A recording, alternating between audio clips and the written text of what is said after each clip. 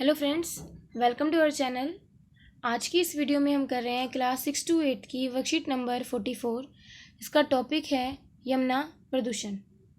ठीक है, इस वीडियो में हम पढ़ेंगे यमुना के प्रदूषित होने के कारण।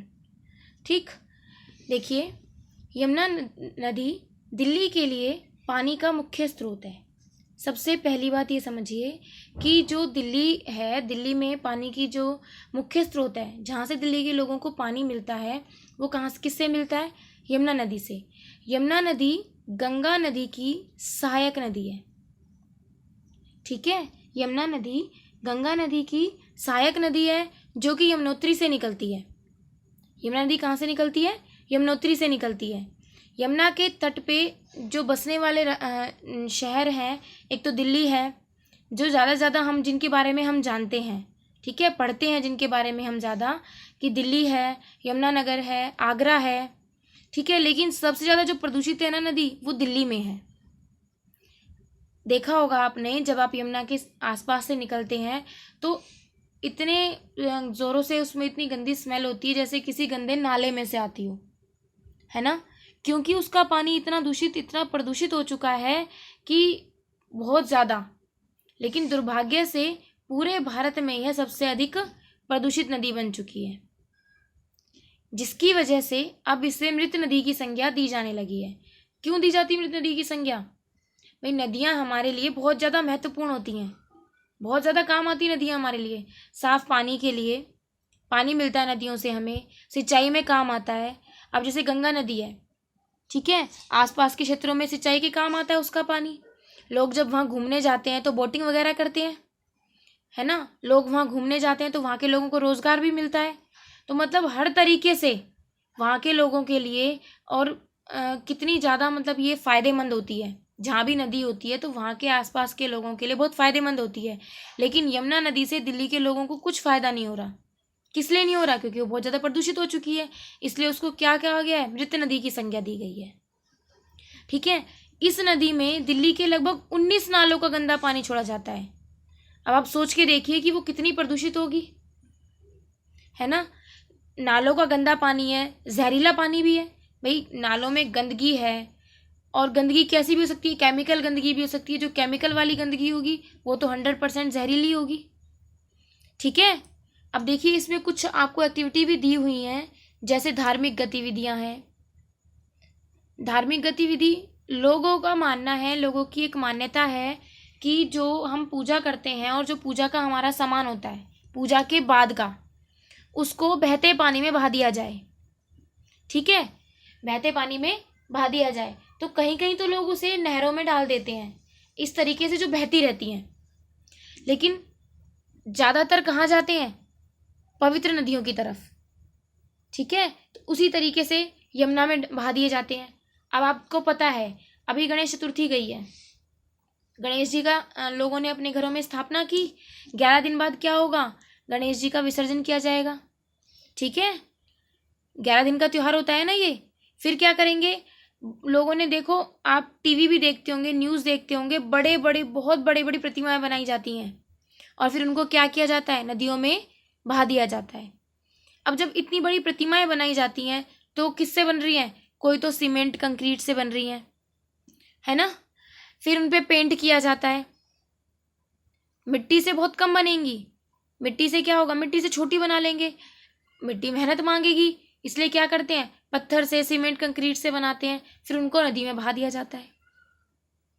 ऐसे ही फिर कुछ टाइम बाद नवरात्रि आएगी, फिर भी यही होगा। माता को स्थापित किया जाएगा, दुर्गा स्थापना होगी, फिर 9वें दिन पूजा करके 10वें दिन उनका विसर्जन किया जाएगा नदियों में। तो इन सब से क्या होता है? पानी प्रदूषित होता है।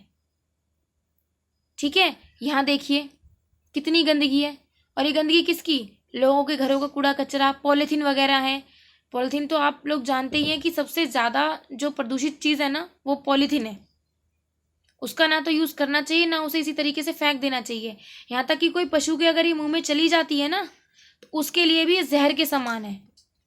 अगर गाय इसे खा ले तो ये समझ लो, जो उस गाय का दूध, अगर कोई पालतू गाय ने खा ली पन्नी ऐसी पॉलीथीन, और उसका दूध हम पीने में यूज़ करते हैं, तो उस जहर का कुछ हिस्सा हमें भी मिलता है।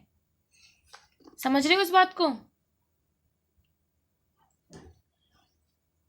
प्लास्टिक का जो कूड़ा कचरा होता है वो सबसे ज़्यादा खतरनाक है। ठीक है, पॉलीथीन, प्लास्टिक, इन सब का यूज़ हमें कम करना चाहिए।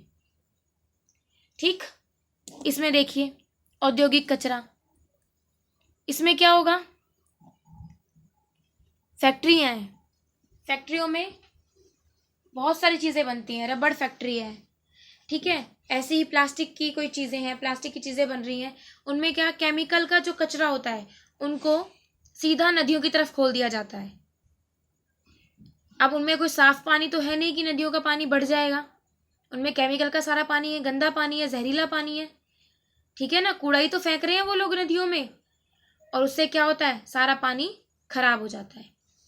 यहाँ पे फसलों को उगाने के लिए आजकल सबसे ज़्यादा कीटनाशक और ऐसी उर्वरक का प्रयोग किया जा रहा है जो कि अगर वो बारिश के माध्यम से बह के नदियों में आ जाएं तो वो नदियों के पानी को खराब करती हैं, प्रदूषित करती हैं।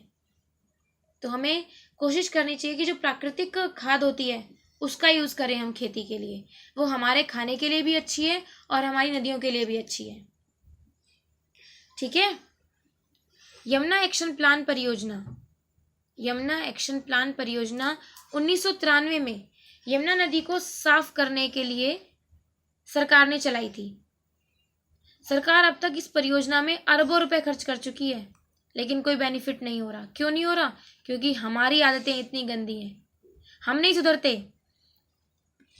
ना हमने औद्योगिक कचरा फेंकना बंद किया, ना हमने प्राकृतिक खाद यूज करनी शुरू करी, ना ही हम घरों का कचरा उसमें फेंकने से रुकते हैं, ना ही हम ये जो मूर्ति विसर्जन होता है या जो अपनी पूजा पाठ का बचा हुआ बाद का सामान होता है, ना हम उसको नदियों में फेंकना बंद करते हैं।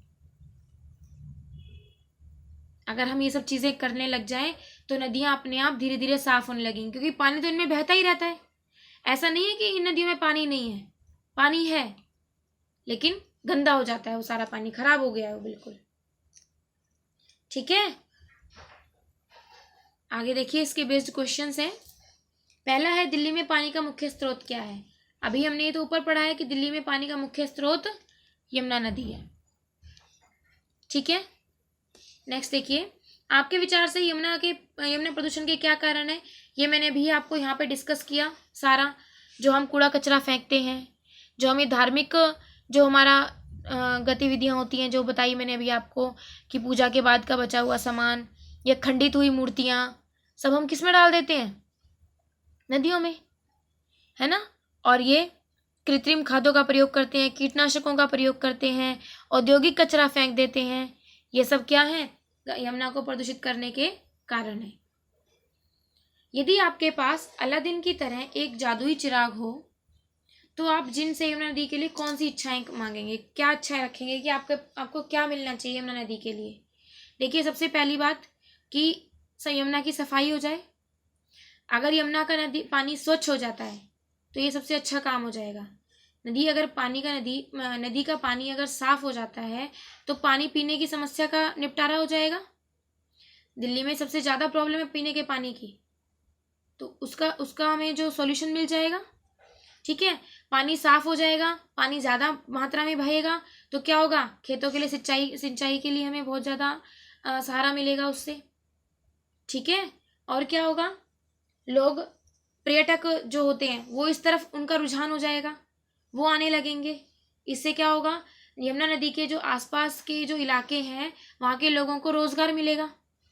बोटिंग जैसी चीज़ें इसमें होने लग जाएंगी, फिर लोगों को रोज़गार मिलेगा, वहाँ के आसपास के लोगों को। समझ रहे हो ना? और क्या होगा?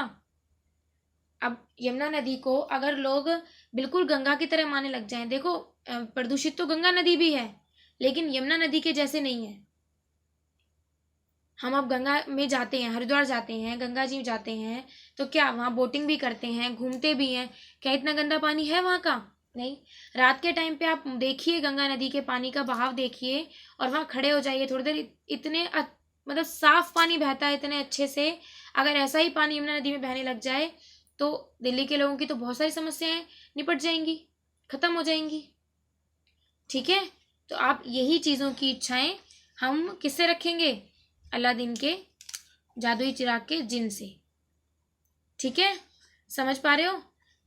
वैसे जो ये नदी है ये 12 मासी नदी है, बहती 12 मास है, लेकिन हम क्या मांगेंगे कि इसमें पानी की मात्रा इतनी हो जाए कि हमें पानी की पूर्ति हो जाए, हमें पानी की कमी ना हो कभी भी। ठीक है। नदी में अगला क्वेश्चन देखिए, नदी में मूर्ति विसर्जन की जगह लोगों को कुछ अन्य विकल्पों के सुझाव दीजिए। देखो क्या पूछना चाहते हैं कि अगर मूर्ति विसर्जन नदियों में ना किया जाए तो सबसे अच्छा सुझाव ये है कि जो आप मूर्ति बनाते हैं वो मिट्टी से बनाएं। अगर मिट्टी की बनी मूर्ति नदियों में बहा भी दोगे तो उससे नदी प्रदूषित नहीं होगी। लेकिन उससे अच्छा तरीका क्या है, आप छोटी मूर्ति बनाइए, छोटी प्रतिमा बनाइए भगवान की, और एक गमला भी ले लीजिए। जब आपको विसर्जन करना होता है ना, तो आप गमले में उस मूर्ति का विसर्जन कर दीजिए और वहां पे कोई पौधा उगा दीजिए। ठीक है, ये सबसे अच्छा तरीका है। भगवान आपकी आस्था भी बनी रहेगी और आपकी आस्था के अकॉर्डिंग पूरा साल भगवान आपके साथ भी रहेंगे। ठीक है बच्चे, आपको समझ में आ गया होगा। हमने यमुना के प्रदूषण के बारे में पढ़ा और हमने ये भी पढ़ा कि क्या क्या चीज़ें हमें करनी चाहिए कि यमुना का पानी प्रदूषित ना हो। ठीक है, हमें कूड़ा कचरा नहीं फेंकना चाहिए, जो औद्योगिक कचरा है उसके लिए भी कुछ अलग से हमें तरीका सोचना चाहिए ताकि वो नदियों में ना बहाया जाए। ठीक है, तो आप अगर आपको ये बात समझ में आई हो, अच्छी लगी हो, तो वीडियो को लाइक कीजिए, शेयर कीजिए और चैनल को सब्सक्राइब कीजिए अगर आपने नहीं किया है तो, और बेल आइकन को भी प्रेस कीजिए ताकि आगे आने वाली वीडियो का लिंक भी आपको सबसे पहले मिले। Thank you.